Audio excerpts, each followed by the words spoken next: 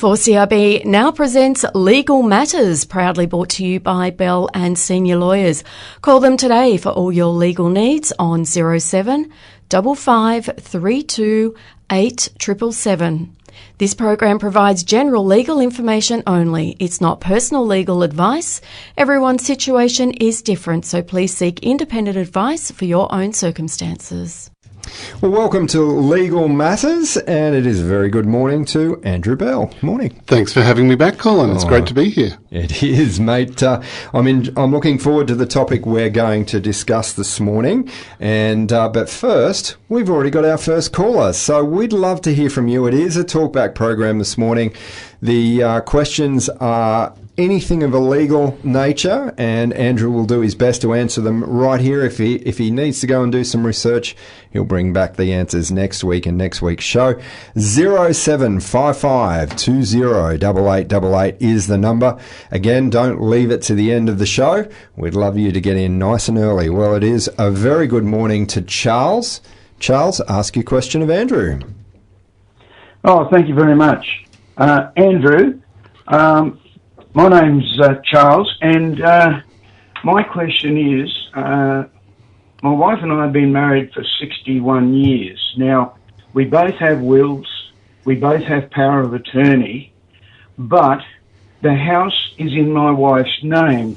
Now, I know that I can get that corrected or whatever, but is there any need if we both got wills leaving everything to one another? Well, congratulations first on 61 years, Charles. No, my view would be if her will is leaving everything to you, then if she dies before you, then she can transfer everything. You can arrange for everything to be transferred into your name as a gift under the will. So no, I wouldn't feel that it's necessary at all. Thank you very much. That's what I was hoping you were going to say, and that's much appreciated. I enjoy this conversation, and thank you very much. No worries. Thank you for calling in. Good on you, Charles. Well, thank you very much for your question. And you can pose your question just like Charles did this morning by giving us a call on 0755 20 8888.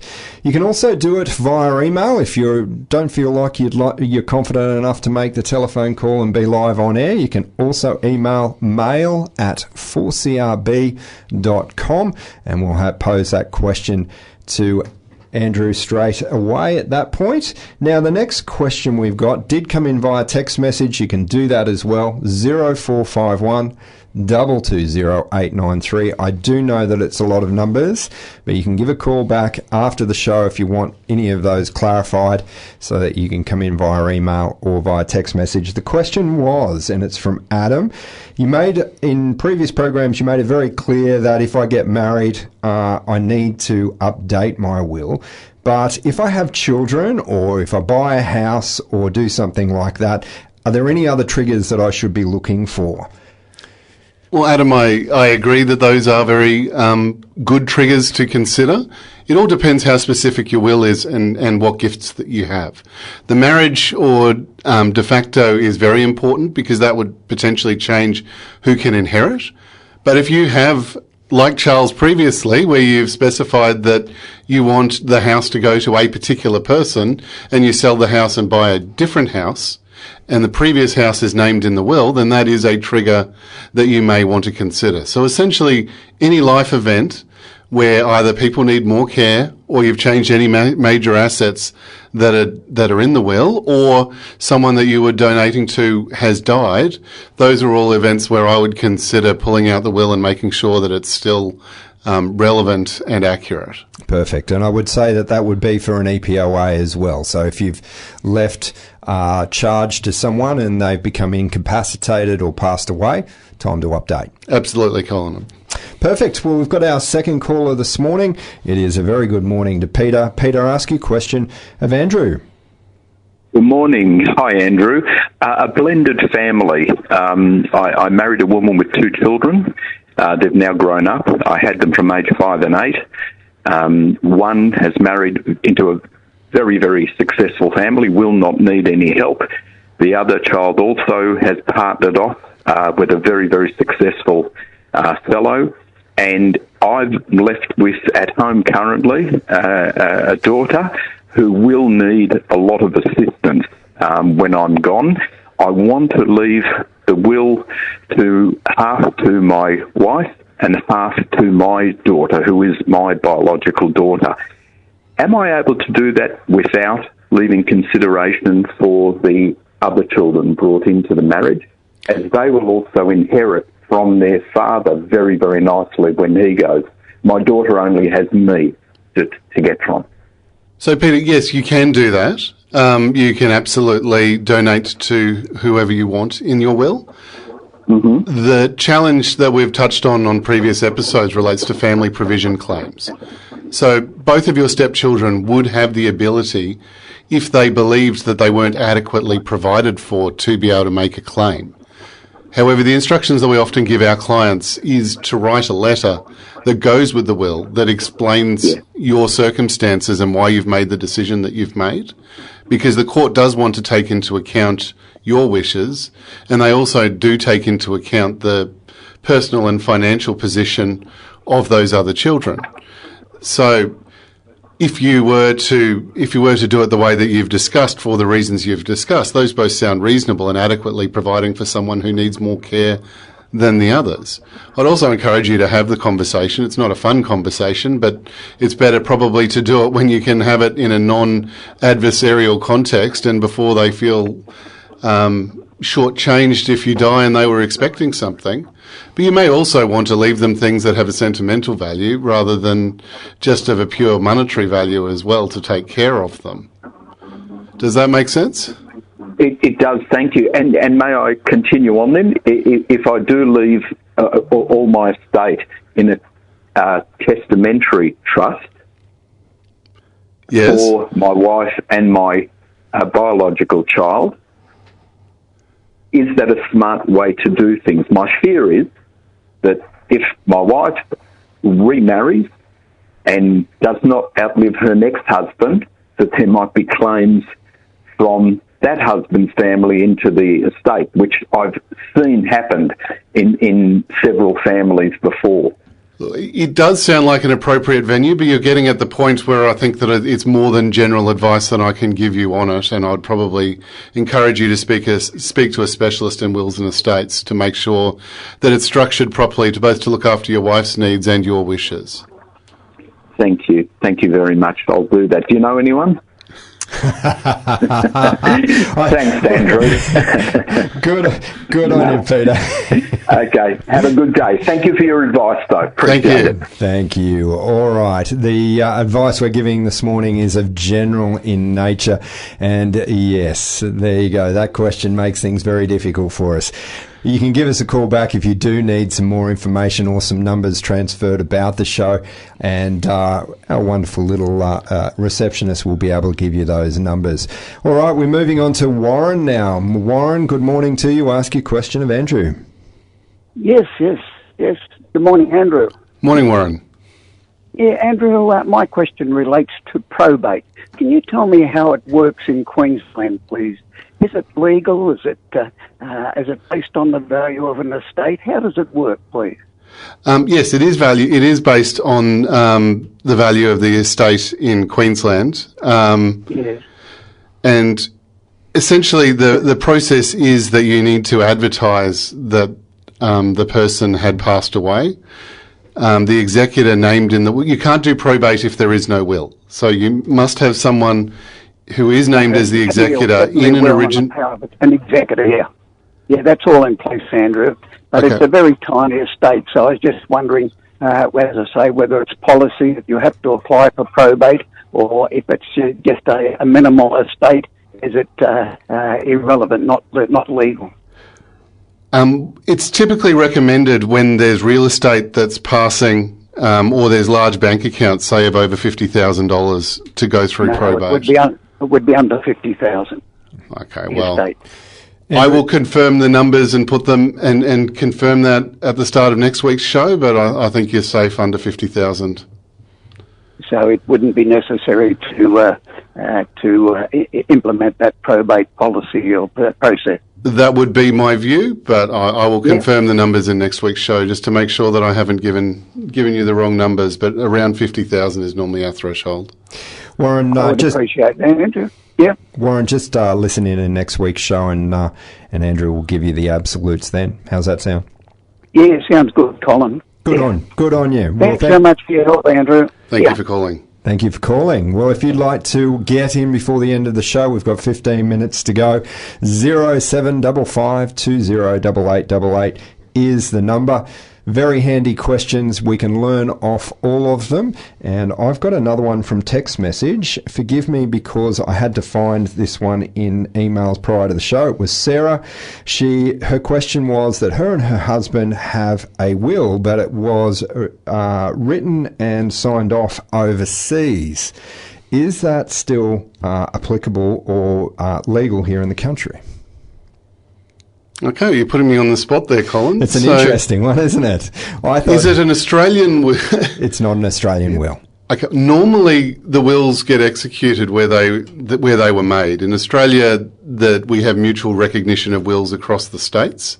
So if you had a Queensland will, you could still execute it in other states. But if it's from overseas, I don't know the answer, and I think it would also depend on the country. Sure. So I'm also a New York attorney, and in New York, there's all very complicated rules around if you're in New York and you die and there's a will, when it can be executed based on was it done in another state, where was the ordinary residence of the person who passed away.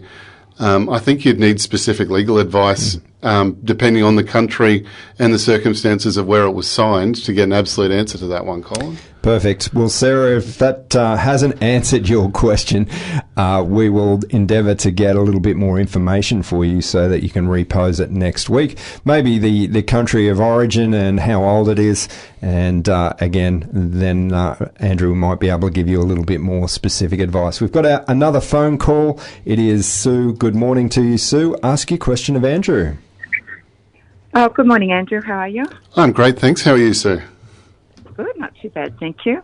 I'm just wondering, with inherited shares, what's the ramifications of selling them under 12 months, the capital gain?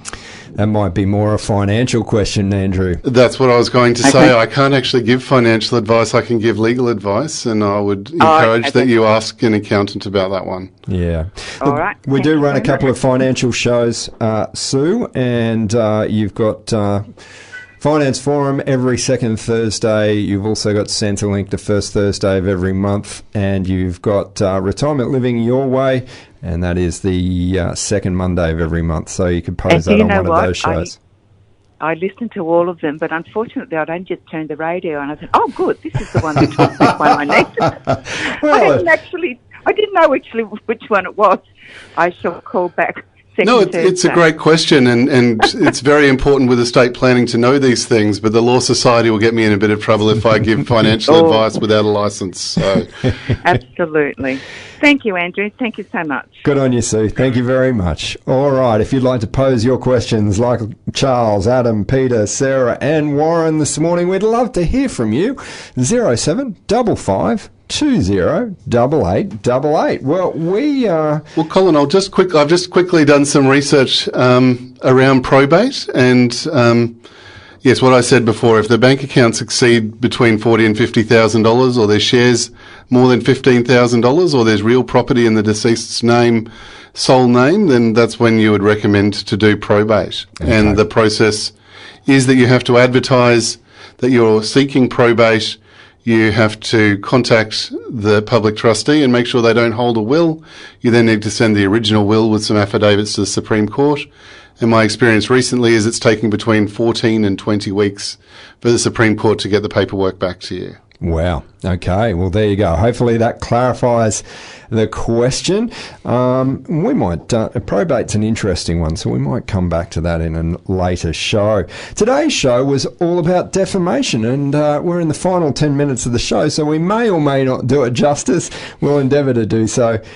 Let's just pose the overarching question. What is defamation?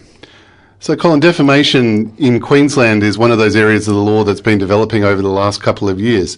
But it's essentially when someone makes a publication, which means, confusingly, either they say something to an audience or write something down that has the ability to cause significant harm to another person, and it has caused that harm or is likely to cause harm to that person. So that's a very complicated explanation, but an example might be you get a tradie around to do some work for you. Obviously, tradies aren't cheap, and the client isn't happy. The client goes on Google, and they could either write two things. They could say, I engaged this person, they didn't turn up on time, they gave me a quote for $400, they charged me $1,000, and the balcony railing fell off in a week. Now, that would be a bad review, but it would be an honest review. If they go on and say that this person's a fraudster who stole from me because they're very angry, then the tradie may have a claim against them because other people are going to see that review online. Yes. They may make the decision not to do work for that tradie and may not engage that tradie on the basis that they're a fraudster. But when you look at the comments that they're a fraudster who stole from me, those comments aren't quite true. Yes, that's right. So when you've made a personal determination, if I'm reading between the lines, the first part of your description was very much what happened in the point of view of the person who had the work done. The moment they made a personal determination like this person is a fraudster, that's where it leads to trouble. Absolutely. You might be able to say this is the worst service I've ever had, but if you say this is a fraudulent operation run by criminals, one could be defamation and one isn't. Yes. And it also is very important because of the internet now, that people are having conversations that they may have previously had privately, and they're putting it out there for the world to see. Even private Facebook groups have been shown to be defamation, where people have written things about someone in a closed community, and it's been not true and caused significant harm to the other person, and they've been successful in defamation against them. Look, it's interesting, mate, and again, the internet really changes the paradigm. We used to have conversations one-on-one, or we might say at a coffee shop in a group of people, this tradie is really bad, and do exactly what you said. Now, basically, you've probably defamed them to 3 or 4 people, but when the internet's involved, you can potentially be defaming them to the entire world. And the other problem, I think, is that it's a permanent record. Sure, that's right. So the context is lost. People go and look up and see that someone's a fraudster, for example, online, and that has very specific meaning. If you're upset with someone and you're whinging about them in the pub and you didn't really intend for it to have that connotation, and the people you spoke to probably weren't going to be their clients anyway, there was a bit more leeway. But you get on Facebook or Twitter or anything else and then start writing things, and that's recorded. And you're also not anonymous online as well. Sure. It is possible for people to get a court order to actually work out who put these comments online. So you may get a legal notice that you weren't expecting 6 months down the line for something that you posted in the heat of the moment that you've completely forgot about. All right. We will examine this in a little more detail after the next call. Don't forget, this is a Talkback program. We're in the final 7 minutes of the program. 0755 208888 is the number. We've got Brian on the line. Brian, ask your question of Andrew. Oh, yes, Andrew. I've been dealing with a solicitor for approximately 25 years, no problems. And I've got a house here and there, in my own house. And I happened to meet him in Woolworths. And he said, oh, by the way, he said, I've given the solicitor away. He said, I've just sent the whole lot away. And he walked away, and I thought to myself, well, like, who did he send it to? Well, I'm not exactly sure the context, but if someone closes down a firm or is forced to close down a firm, their files aren't destroyed, so they'd generally be sent to the Queensland Law Society. So if you aren't able to contact the solicitor you've been dealing with and you want access to anything that they were holding, I'd encourage you to reach out to the Queensland Law Society and ask them about who has custody of your records. Oh, I see. And the other approach, Brian, would be obviously to engage another solicitor and tell them the story, and they would be able to dig up the information for you. Oh, I see. Yes, that sounds better. Sound like a little less hassle? Yes, I think so. Always puts that worry away, doesn't it? Oh, yeah, I'll say it does. All right, well, thank you very much for that. I'll do that. Good on you, worries. Brian. Thank you. All right, well, last couple of minutes in the program, 6 minutes to go. If you'd like to pose a question to Andrew from Bells and Senior Lawyers, we'd love to hear from you. 0755 208888. We were discussing defamation, and especially in the world of computers, the internet, social media, and so forth. And privacy is probably one of the biggest ones. One of the questions I was going to pose to you, Andrew, is text messaging. Now, one of these ones here, when I was talking to some of our volunteers, believe that that is a very, very private communication, almost like having a one-on-one conversation with a friend or a family member or so forth. But again, it is just like having any normal conversation in any environment, isn't it? Well, it is, in that what you send can be recorded and saved, but it is generally considered private. It's not the most secure form of communication. I used to work for the telcos sending millions of text messages. And it was okay for them to send messages saying you're overdue, etc., from a legal perspective. However, you can still defame someone in a text message. If I was to text message someone's boss accusing them of being an alcoholic or something that was unfounded, and they lost their job because of it, that text message could still be a publication which causes defamation. And defamation doesn't actually have to have caused you some financial harm or reputational harm. It can have the potential to do so. Is that correct? That's right. So in Queensland, they made it harder to, it's not just hurt feelings. They did make it harder. You have to prove that a serious harm happened or is likely to happen is the test. And that's using its ordinary meaning. But that serious harm may be that you're forced to move out of where you're living because of the embarrassment that you were given. It may be loss of customers if you're a professional. It could be, as you said, financial or other bits and pieces. Well, we've got a few more calls, so we better take them. Peter, ask your question of Andrew. You mentioned earlier about someone writing a letter to reflect their intent in the will. This was with the blended family. Yes. How often should that letter be updated? I would say as often as it reflects the rationale for your decision making. Okay, so if someone got a letter of 20 years, 10 years, 5 years... So what we would say is we would normally store that letter with the will. It can be updated at any time separate to the will, and it can be kept private until you need to do anything in the future. But the point is that there is something for the executor to be guided by and to be presented to the people to understand your decision. So if someone, if personal circumstances change, the example that we had earlier, about two happily married, wealthy stepchildren, well, if they get divorced or whatever, you may actually want to reconsider either your will or the letter that goes into it. Because if that dates and you say, well, these people are financially secure and they don't need help, and that turns out to be untrue when you pass, then that may be a very valid claim for that family provision claim, because what you were intending didn't match to the current circumstances. So I would advise that you update any letter that you had around whether you're estranged, your wishes that goes with your will, as frequently as the circumstances change that are relevant to that letter. Appreciate that. Thank you very much. No worries. All right, Peter, hopefully that's helped you. Thank you very much for your question, and it's been a zesty little program.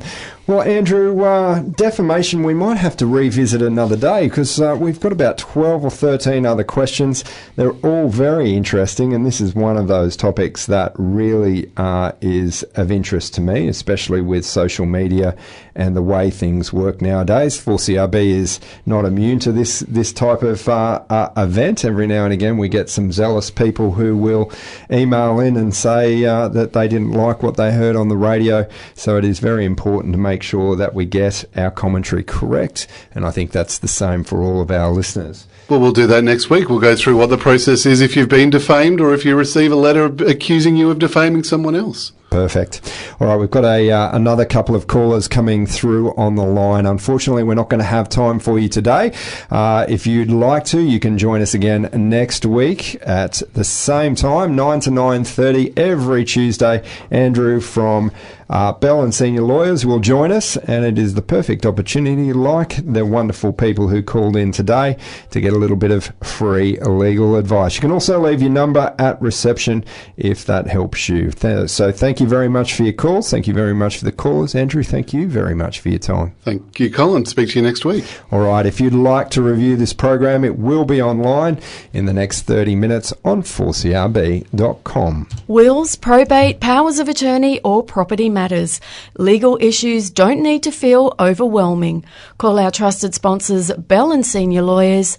They explain everything in plain English and guide you through every step of the way.